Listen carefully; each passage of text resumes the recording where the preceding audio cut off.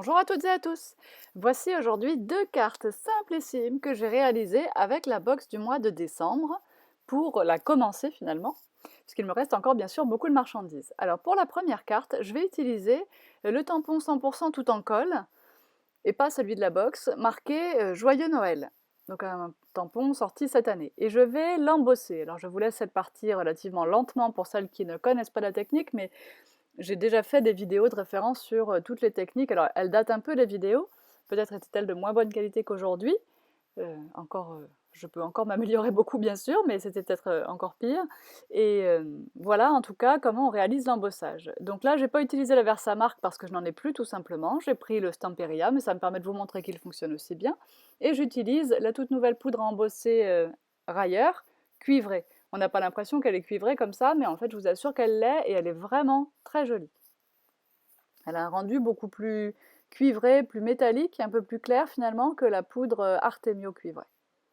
Donc je choisirai celle-ci dorénavant pour la boutique. Bien sûr, on récupère l'excédent de poudre, toujours.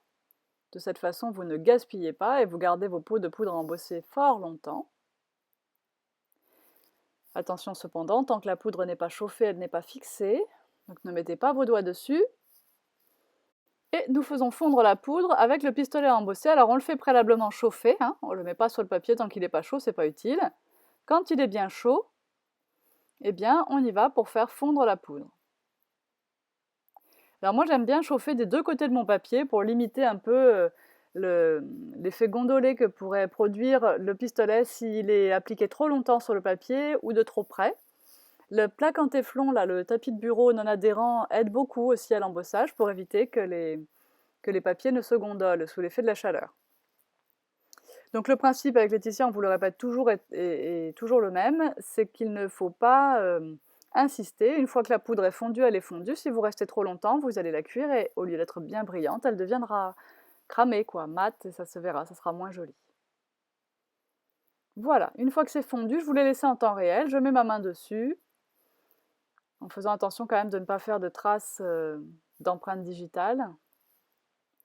Et voilà, l'embossage est terminé. Je vais maintenant détourer cette petite étiquette. Pour continuer, je prends le doigt de mousse que je réserve à la Versamark. Alors je l'ai repéré d'un petit scotch parce qu'en fait là on ne saurait pas si c'est lui ou non. En fait voilà, je prends celui d'en haut qui a son petit scotch et lui je sais que c'est celui qui est dédié à, bon je dis toujours Versamark par abus de langage, mais à un glue pad finalement, à une encre transparente collante. En français, c'est un peu long à dire. Et je vais réaliser des étoiles. Mais j'oublie de passer mon petit tapis de talc que Laetitia m'avait fabriqué et offert il y a fort longtemps. Et du coup, vous allez voir que je vais avoir un problème au moment de mettre la poudre à embosser. Mais ça va me permettre finalement d'avoir ces petites étoiles qui vont continuer d'apparaître avec cet effet mouillé, donc qui fonçait un peu le papier en ton sur ton à la fin de ma carte. Mais là, normalement, avant de faire ça, j'aurais dû passer mon petit coussin de talc pour enlever toute l'électricité statique, toute la graisse déposée par les doigts sur le papier sans qu'on s'en rende compte et qui va faire adhérer notre poudre à embosser à des endroits où je ne voudrais pas qu'il y en ait. Bref, on continue, vous allez voir, vous allez comprendre ce que je veux dire en images. Je suis donc allée récupérer une feuille de brouillon pour pouvoir récupérer les poudres blanches. Alors celle-ci c'est une Artemio hein, et c'est la ivoire que j'ai pris, hein, pas la blanche. Je voulais pas un contraste si fort, ivoire me suffisait largement. Et regardez ce qui se passe, voilà. Ça colle, la poudre colle. Et je ne vais pas réussir à l'enlever suffisamment avec mon pinceau. Je vais donc décider d'enlever toute cette poudre-là et de passer mon coussinet, mais on verra quand même quelques traces à la fin. Donc j'ai enlevé toute la première poudre, j'ai passé mon coussinet, vous voyez encore les traces des premières étoiles, malgré le passage du coussinet. Et puis j'ai recommencé mon embossage, mais j'ai quand même eu encore quelques problèmes, puisque l'encre comme ça reste collante très très longtemps. Alors vous voyez qu'ici j'ai découpé un très joli flocon grâce au die MFT dans du papier métal brillant, enfin métal miroir rouge. Donc c'est une planche de die qui est dans la boutique depuis quelques semaines maintenant. Les die sont vraiment très très fins et dans ce papier métallisé, c'est magnifique. Un petit bout de ruban de la box, l'étiquette qui va se trouver au milieu, et une petite frise en bas. Je fais bien attention de garder le rond là, qui est normalement sur l'attache du bloc, hein. On ne le met pas à la poubelle. Hop, je colle le flocon à cet endroit-là et on n'y voit rien.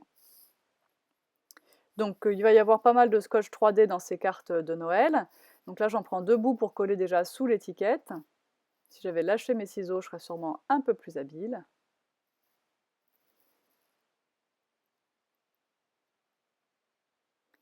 Je vais ensuite passer un petit peu d'encre Distress sur les bords de la bande à moufle que j'ai prévue pour le bas de la carte. Et je vais coller avec un scotch double face de 3 mm extra fort, donc c'est le rouge, qui est bien sûr tous les produits que je propose, que je montre ici sont disponibles dans la boutique évidemment, et je vous en mettrai les liens sur l'article qui concerne ces cartes sur le blog Tout en colle. Donc nous collons notre morceau de scotch double face. Alors comme il est extra fort celui-là, on ne peut pas le couper avec les doigts. Hop, on enlève la petite protection et puis on va rabattre évidemment derrière la carte le morceau de scotch pour faire tenir l'arrière de notre ruban. Je trouve que ça n'est pas très joli de couper le ruban à ras de la base de carte. Je préfère nettement qu'il repasse derrière. Ça fait mieux fini, quoi. Et voilà. Ne vous inquiétez pas, là il rebique, mais quand on aura bien appuyé dessus, il ne rebiquera plus. On essaye d'aller à peu près droit.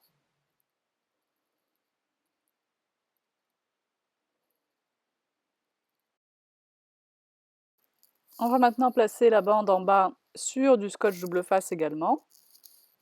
Mais avant cela, on va passer un peu d'encre Distress sur ces tranches.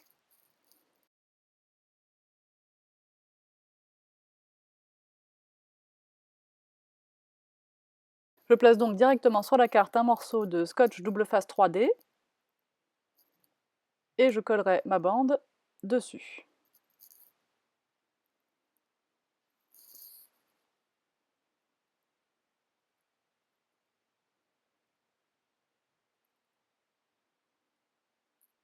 Vous reconnaissez dans le haut de l'image, dans le haut à gauche, le petit coussin de talc dont je vous parlais tout à l'heure. Je n'avais pas vu qu'il était là.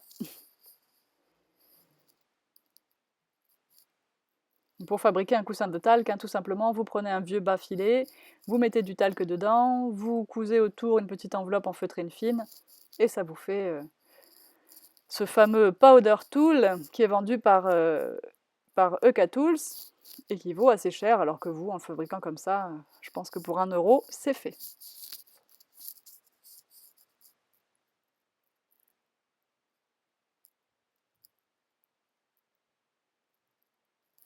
Et je passe quand même un petit peu d'encre sur tout le tour de la carte, parce que même si le papier est foncé, c'est quand même plus joli, avec un contraste plus foncé encore juste sur le bord.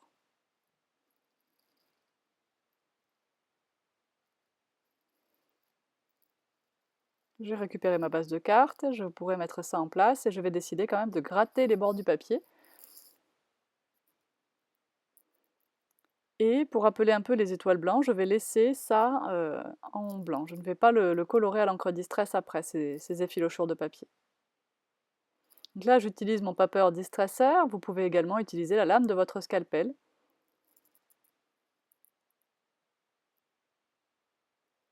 Et je vais m'arrêter au ruban par contre, pour faire un peu page de cahier. Hop là, voilà. Comme je trouve que l'étiquette Joyeux Noël est disposée au milieu, un peu comme on le ferait sur un cahier d'écolier, j'ai choisi de respecter une marge bien nette sur la gauche. Et je vais coller tout ça à l'aide de scotch double face, une fois n'est pas coutume. Pour une fois, je ne prendrai pas ma colle.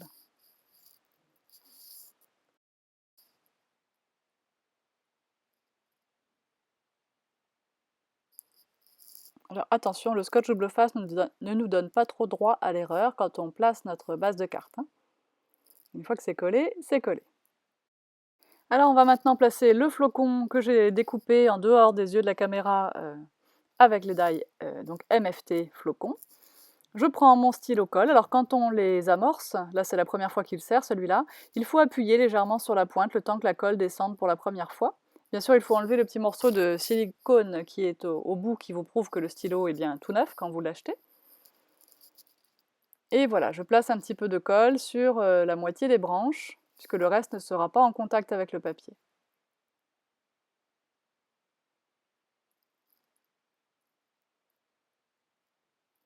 Je le place bien sur le trou, évidemment.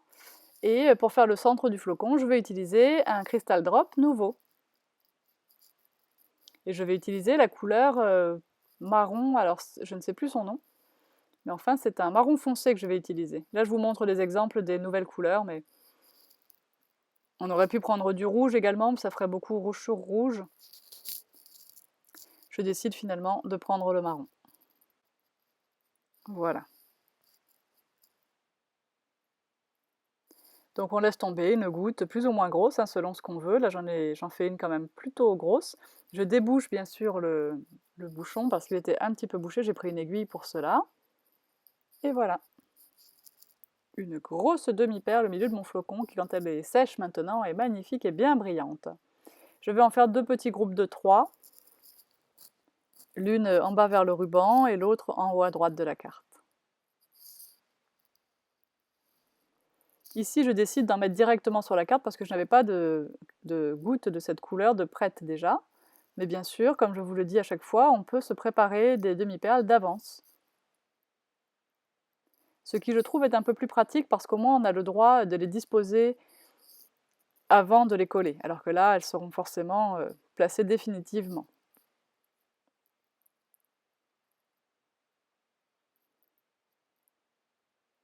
Vous voyez ma bouteille tournicotée là, mais en aucun cas la pointe, hein, du flacon ne touche le papier, hein.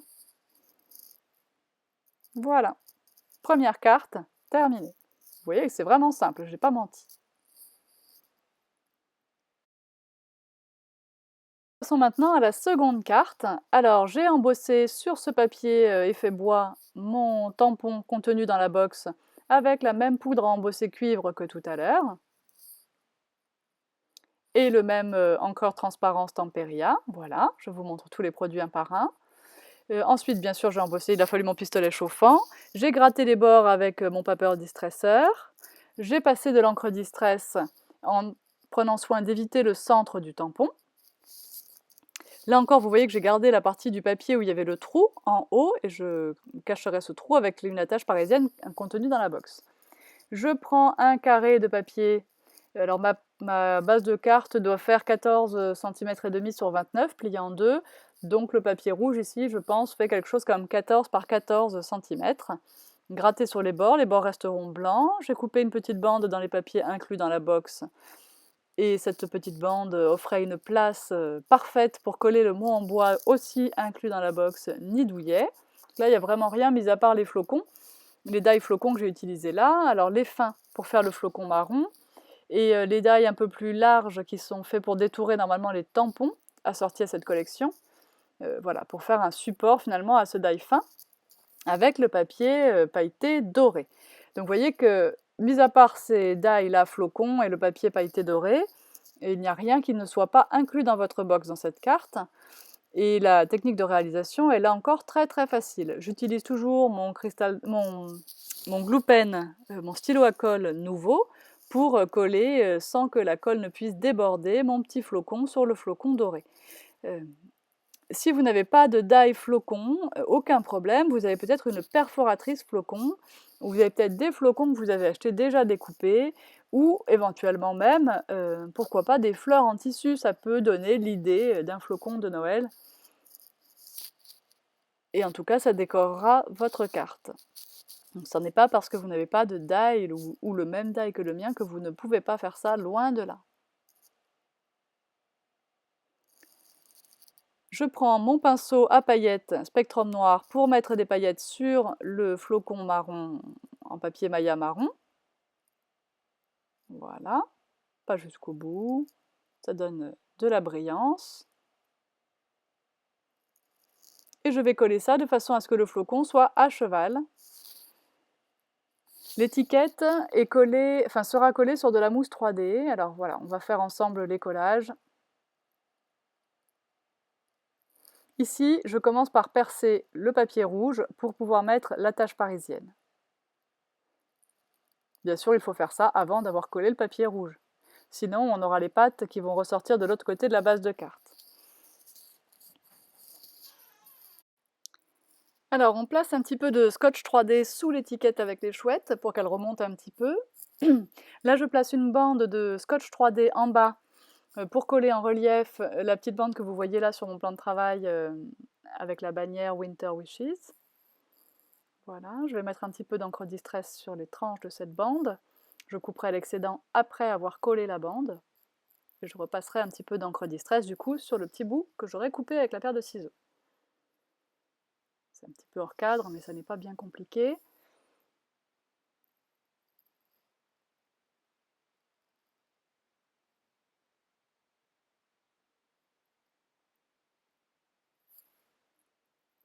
On va coller le petit mot nid douillet avec la colle à pointe fine, railleur ou stamperia, peu importe. On va placer comme ça des petits plots de colle, voilà, un petit peu partout. De toute façon, cette colle est transparente en séchant si jamais elle débordait un petit peu. Vous pouvez faire comme Laetitia et passer ce qui déborde avec un petit pinceau pour limiter un peu les traces de surbrillance. Mais si vous faites bien attention, ça ne débordera pas. Ah, Laetitia a des chats dans ses vidéos, mais moi j'ai un chat dans ma gorge, je suis désolée. Voilà, ben cette carte de toute façon est terminée. J'ai rajouté des petits points de enfin des petits glitter, oh je vais pas le dire, des petits crystal drops nouveaux. J'ai pris une couleur pailletée qui venait d'arriver dans la boutique, j'en ai fait un gros sur le milieu du flocon et puis quelques-uns ici autour du mot douillet. J'espère que ces deux cartes vous ont plu. J'espère avoir le temps en début de semaine prochaine de vous faire les autres projets avec la box du mois de décembre. Il en reste quelques-unes en boutique, n'hésitez pas. Si vous voulez craquer, c'est encore le moment. À bientôt! Bye bye!